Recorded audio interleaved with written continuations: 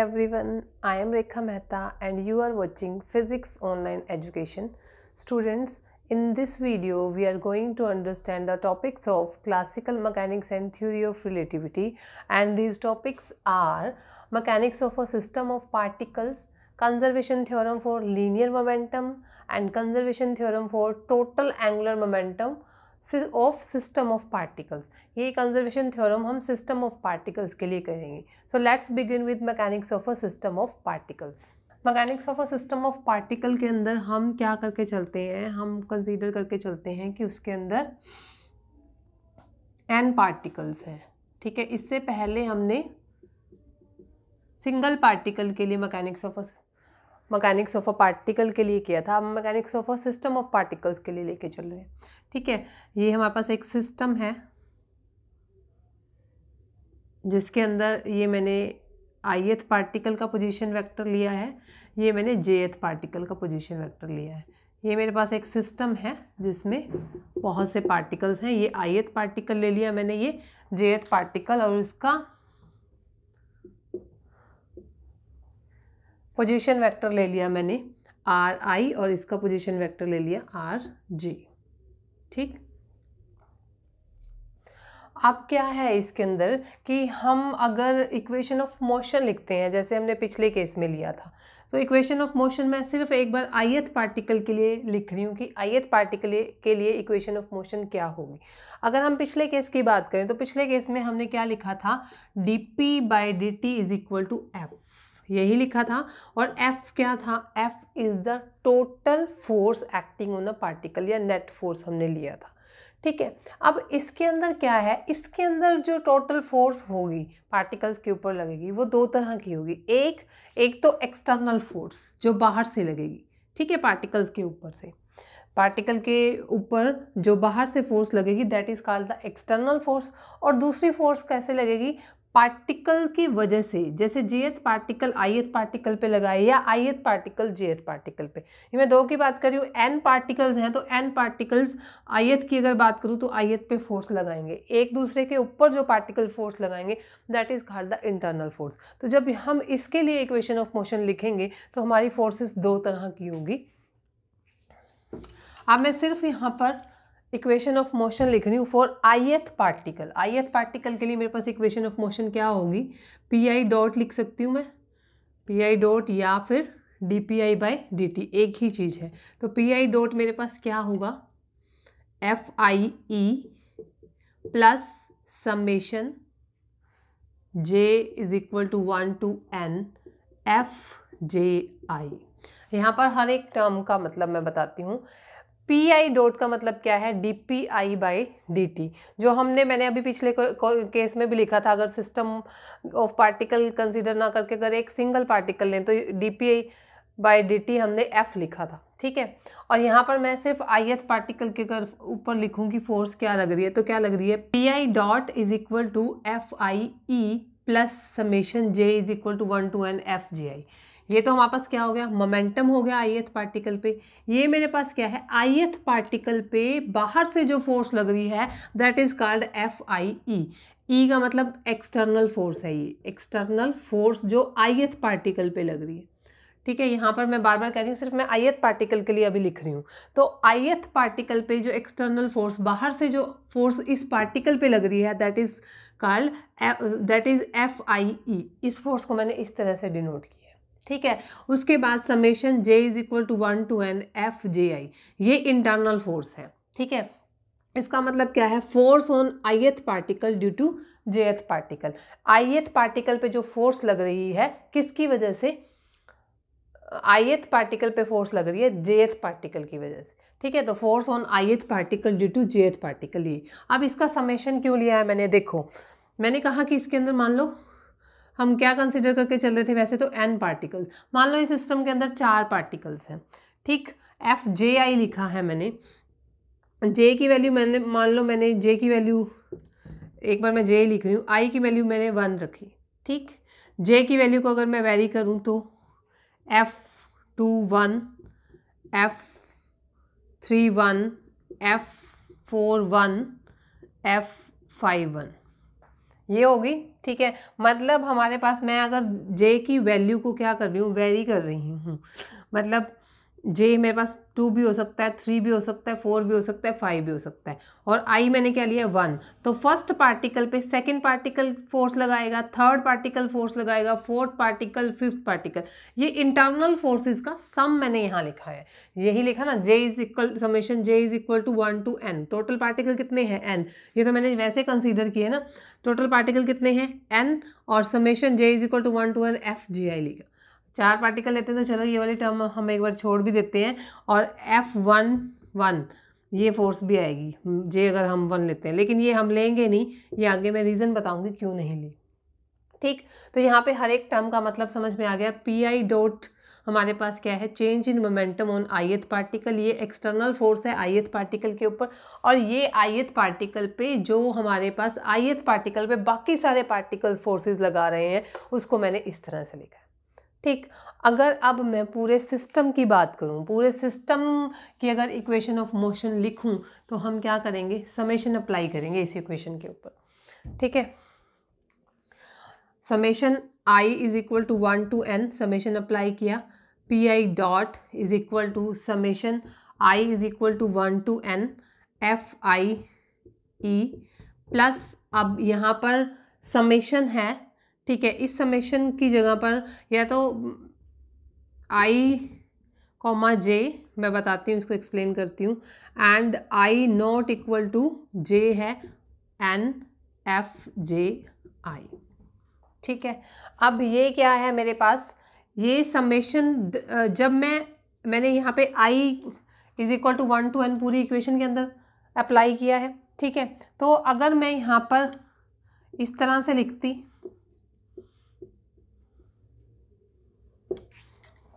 ये और ये सेम चीज़ है, जब हमें मैकेनिक्स के अंदर डबल जो समेशन है उसको हम इस तरह से लिख सकते हैं, सिंगल समेशन से कॉमा डाल के, I comma J I not equal to J. इसका मतलब क्या है कि जो आपका आई है वो जे के इक्वल नहीं होना चाहिए।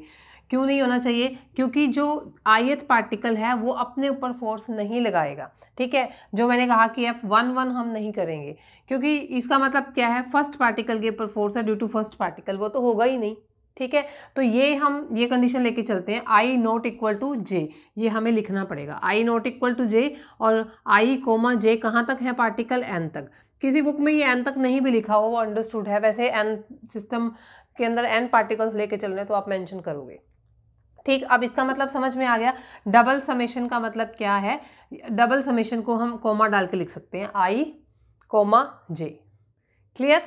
Summation I is equal to 1 to n, इसको क्या लिख सकते हैं, d P I by D T is equal to, ये हमारे पास क्या है, ith पार्टिकल के ऊपर फोर्स थी, ठीक है, और ith पार्टिकल के ऊपर बाहर से जो फोर्स लग रही थी, ये सिंगल में जब मैंने समेशन किया तो टोटल फोर्स लगेगी जो सिस्टम के ऊपर लगेगी, टोटल एक्सटर्नल फोर्स जो सिस्टम के ऊपर लगेगी उसको मैंने एफ ई से डिनोट कर दिया। ये मेरे पास टोटल फोर्स है जो पूरे सिस्टम के ऊपर लग रही है, ठीक है। उसके बाद क्या आता है, उसके बाद ये टर्म मैं एज इट इज लिख देती हूँ, I J I not equal to J F जे आई, ठीक है।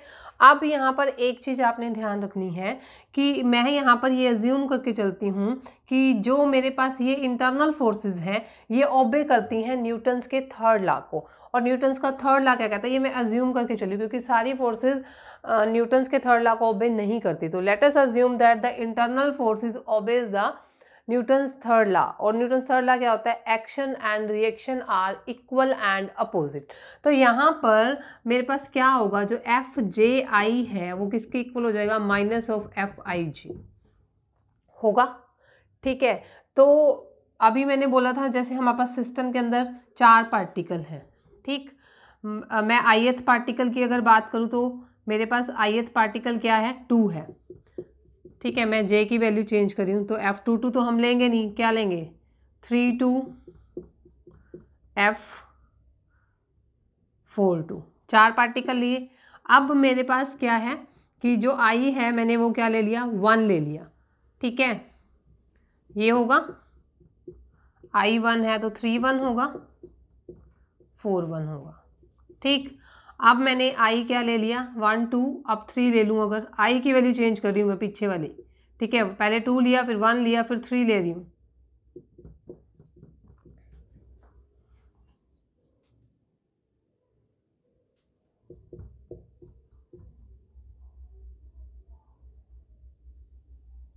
टू 3 हो गया, 4 2 हो गया, और फिर से 1 2 आएगा।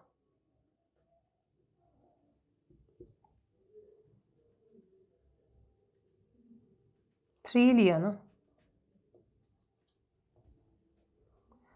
आई मैंने 3 लिया है, ये टर्म्स आएंगे। ठीक है, फिर अगर मैं आई को क्या ले रही हूँ, 4 ले लूँ अगर, तो 1 4 2 4 और क्या आएगा 3 4।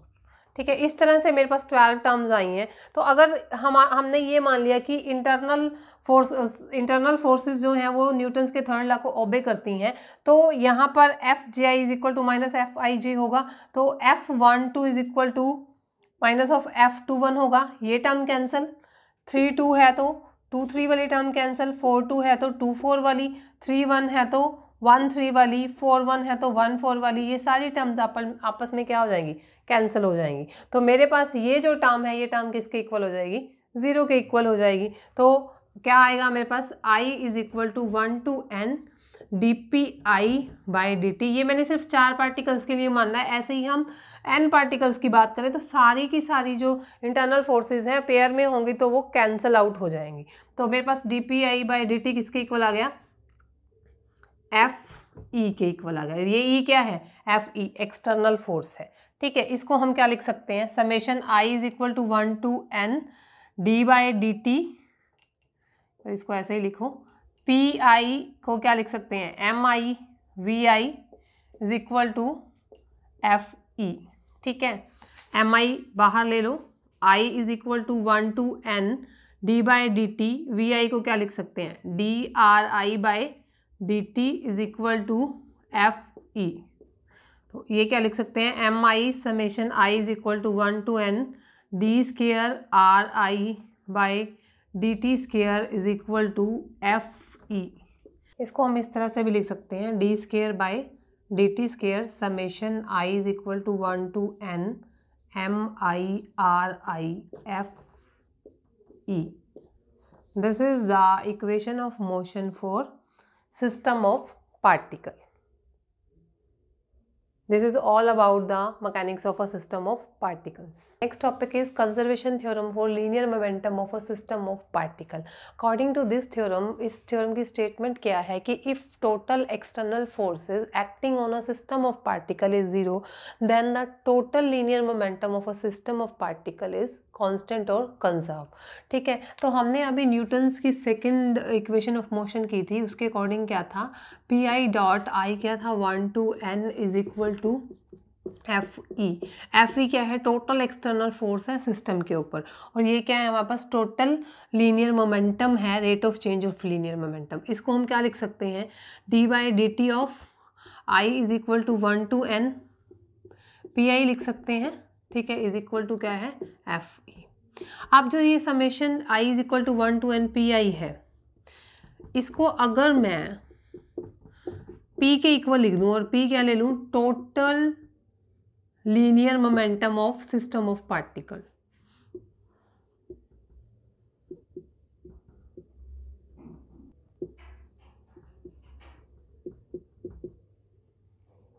तो क्या होगा मेरे पास, d/dt of P is equal to Fe। ठीक है, ये है मतलब dp/dt is equal to Fe, यही आ रहा है। और इसके अकॉर्डिंग हम क्या लेकर चल रहे हैं, स्टेटमेंट के according, if Fe is equal to 0 तो dp/dt क्या हो जाएगा, 0। तो P क्या रहेगा, P इज कांस्टेंट और कंजर्व्ड, और यही हमने प्रूफ करना था। ठीक है, next topic is conservation theorem for angular momentum of a system of particles. According to this theorem, if total external torque acting on a system of particle is 0, then its angular momentum remains conserve. जो angular momentum है system का वो क्या रहेगा, conserve रहेगा। तो system of particle के लिए वैसे ही हम एक सिस्टम कंसीडर करते हैं, ये ith पार्टिकल है, ये jth पार्टिकल है, ठीक है। ये हमारे पास सिस्टम के अंदर n पार्टिकल हैं,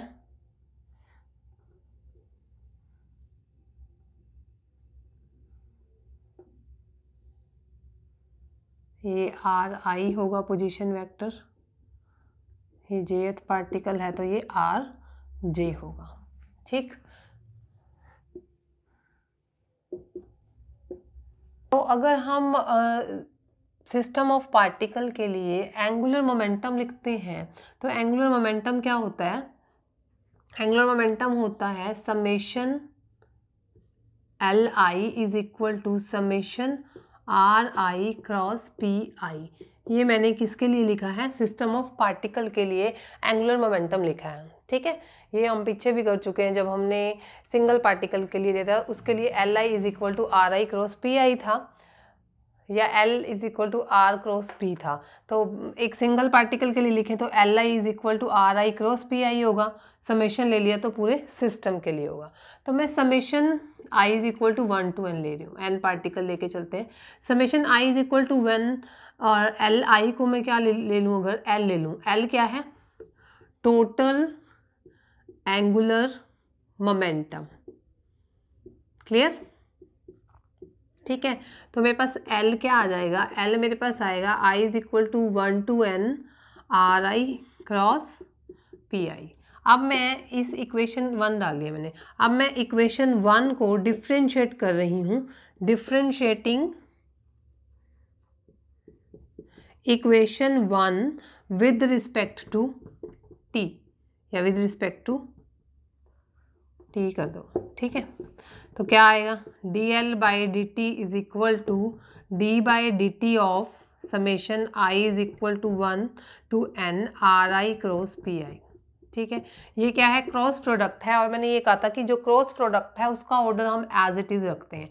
तो इसके अंदर क्या है, पहले मैं अगर u इंटू वी वाला रूल लगाऊं तो पहले अगर मैं इसका डेरिवेटिव करती हूँ DRI dt, इसके अंदर ना समेशन बाहर ले लेते हैं हम, I is equal to 1 to n DRI by D t cross Pi plus next में हम क्या करेंगे, RI cross DPi by D t, ठीक है।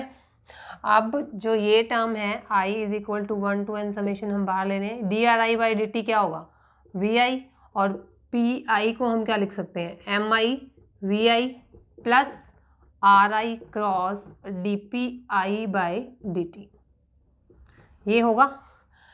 अब MI तो कांस्टेंट है, अगर MI को मैं बाहर ले लूँ तो VI क्रॉस VI, दो सेम वेक्टर्स का क्रॉस प्रोडक्ट क्या होता है, 0 होता है। तो VI क्रॉस VI मेरे पास क्या होगा, 0 होगा, ठीक है। यहाँ पर मैंने इसकी वैल्यू क्या कर दी, 0 पुट कर दी। यहाँ लिखते हैं हम इसको,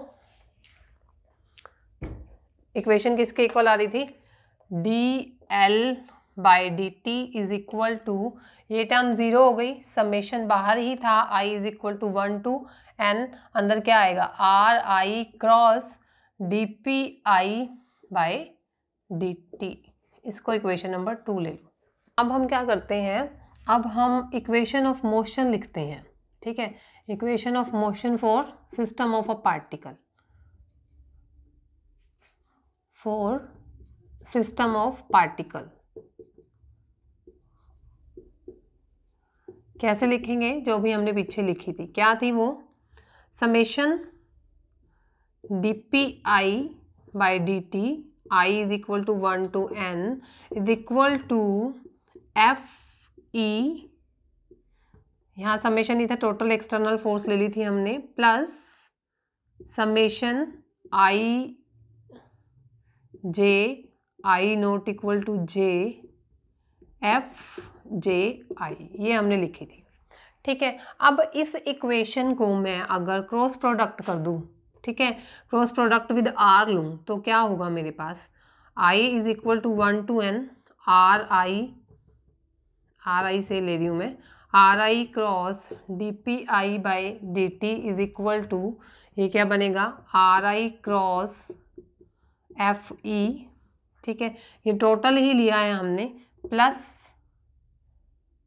summation I J I not equal to J N R I cross F जे आई।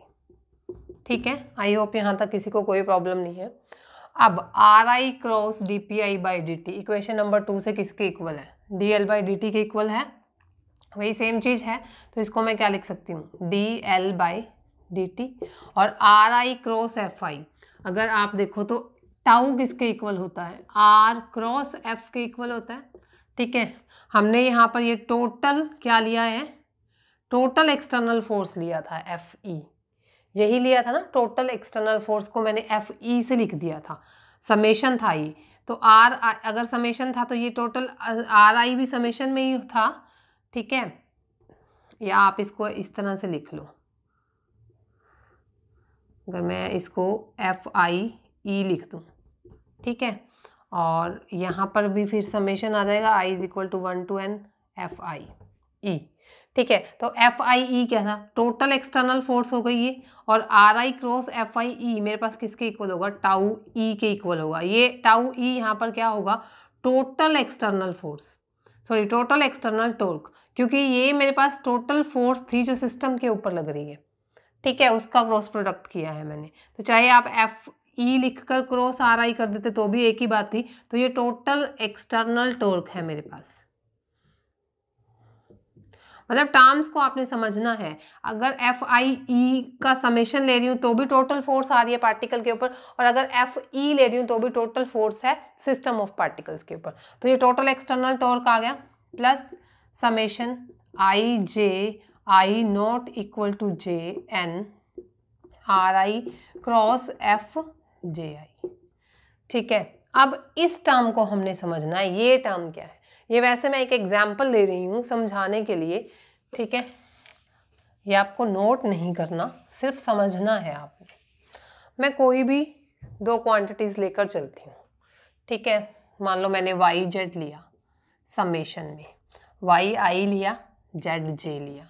ठीक है, आई और जे की वैल्यू मैंने 1 to 2 ली, यही है ना मेरे पास आई जे। ठीक है, और आई नॉट इक्वल टू जे है, आई नॉट इक्वल टू जे है, और मैंने ये इस तरह से लिया, वो ही सेम चीज़। तो अगर मैं y को 1 पुट करूँ क्या आएगा, y1, j को 1 पुट करूँ तो j1, एक मिनट लिख लेते हैं, y1 j2 प्लस, अब j की ये z की वैल्यू, z एक बार 1 ले लिया, एक बार 2 ले लिया ना, z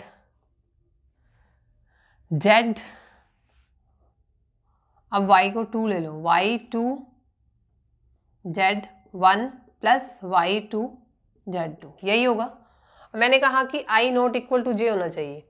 i not equal to जे का मतलब क्या है मेरे पास, यहाँ पर ये था y2 z2, हाँ i not equal to z का मतलब ये टर्म भी कैंसिल है और ये टर्म भी कैंसिल है, क्योंकि कंडीशन है ना i not equal to J है। तो यहाँ पर क्या आ जाएगा, y1 z1 plus y2 z1, ये होगा। मतलब ये जो समेशन है इसको हम इस फॉर्म में लिख रहे हैं, एक दूसरे का इंटरचेंज है। यहाँ पर y1 z2 है, ये टर्म थी, और y2 z1 है, मतलब i और j को इंटरचेंज करके लिखा हुआ है। अगर y1 है तो z2, और अगर y2 है तो z1, मतलब i और j को इंटरचेंज कर दिया।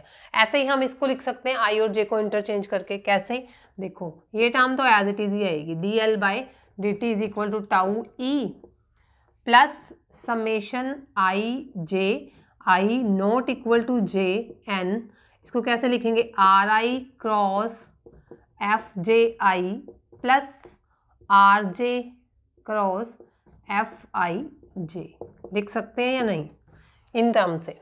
इनको भी इंटरचेंज करके लिखा ना। देखो यहाँ पे आई जे की वैल्यू क्या थी, मैंने 1 to 2 ली है, ये सिर्फ समझाने के लिए। तो ये क्या टर्म आ रही थी, y1 z2 y2 z1, इनको इंटरचेंज किया। ऐसे ही मैंने ये फोर्स ऑन ith पार्टिकल थी, तो इनको इंटरचेंज कर दिया, are I cross F J I plus R J cross F I J. Clear है यहां तक? अब हम अज्यूम करते हैं, late us assume that internal forces obeys Newton's third law. ठीक है, तो न्यूटन थर्ड लॉ को ओबे करता है, तो यहाँ पर क्या आ जाएगा, जहां पर F J I is equal to F I J है, ठीक है, नेगेटिव आ जाएगा, यानी कि जहां पर मेरा एफ आई जे है वहां पर मैं negative of F J I put कर सकती हूँ। ठीक है, ये वैल्यू मैं यहाँ पुट कर रही हूँ इस इक्वेशन में, तो यहाँ पर मेरे पास क्या आ जाएगा, एफ जे आई और विद नेगेटिव साइन। ठीक है, ये वैल्यू मैंने यहाँ पुट की है। अब मैं इसको रब कर रही हूँ,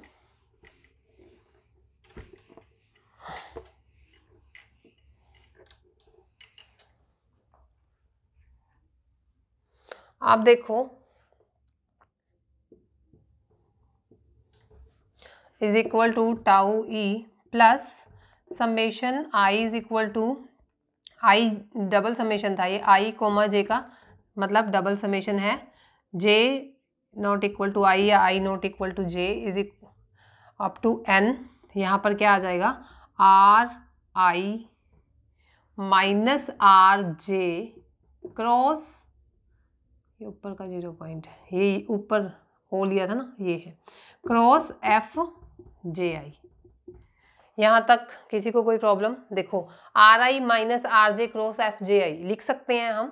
ठीक है, R I minus are J मेरे पास किसके इक्वल है, देखो ये मेरे पास आर आई वेक्टर है, ये आर जे वेक्टर है, अगर मैं इस तरह से लूँ तो ये मेरे पास आ जाएगा R I minus are J is equal to R जे आई। ठीक है, कैसे आएगा, due to vector law of addition. अगर दो वेक्टर मेरे पास सेम ऑर्डर में है तो उनका रिजल्टेंट अपोजिट ऑर्डर में होता है, और सेम ऑर्डर का मतलब क्या है कि एक का टेल दूसरे का हेड। तो यहाँ से अगर vector triangle law of vector addition लगाएं तो आर जे प्लस ये किसके इक्वल है, r J I is equal to r i. तो यहाँ से मेरे पास आर जे आई की वैल्यू क्या आ जाएगी, r I minus are j. यहाँ पर मैं वैल्यू पुट करूँगी, तो d L by D T is equal to tau e vector लगा लेना is plus summation I j j not equal to i n, इसको मैंने क्या ले लिया, r J i cross F जे आई। ठीक है, अब मैंने यहाँ पर एक चीज़ और एज्यूम करनी है कि लेट अस एज्यूम जो इंटरनल फोर्सेस हैं वो क्या है, they are the central forces. Internal forces क्या हैं, सेंट्रल फोर्सेस हैं। इसका मतलब क्या है, इसका मतलब मान लो मेरे पास 2 पॉइंट चार्ज है। ठीक है, 2 पॉइंट चार्ज हैं, ये Q1 है, ये Q2 है। जो ये 2 पॉइंट चार्ज हैं, ठीक है, अगर ये लाइक चार्जेस हैं तो एक दूसरे को क्या करेंगे, रिपेल करेंगे, और अगर ये अनलाइक चार्जेस हैं तो एक दूसरे को क्या करेंगे, अट्रैक्ट करेंगे। इनके बीच में फोर्सेस होंगी ना, ऐसे होगी फोर्स की डायरेक्शन। ठीक है, तो सेंट्रल फोर्सेस क्या है, जो इनके चार्जेस का जो सेंटर है, तो जो सेंट्रल फोर्स होगी वो फोर्स किसके अंदर एक्ट करेगी, ये जो लाइन ज्वाइनिंग है बिटवीन द 2 चार्जेस इनके बीच में, ऐसे ही यहाँ लाई करेगी।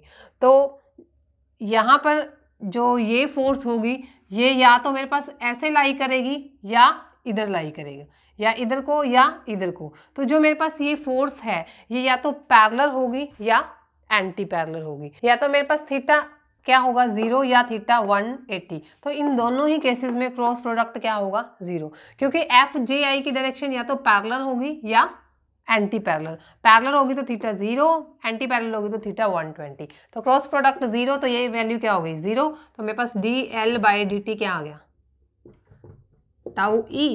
ठीक है, और स्टेटमेंट क्या कहती है कि if external torque acting on the particle, if external torque acting on a system of particle is 0 then the total angular momentum of a system remains conserved। तो if यहाँ से क्या करोगे, if tau e is equal to 0 then dl by dt क्या आ जाएगा 0।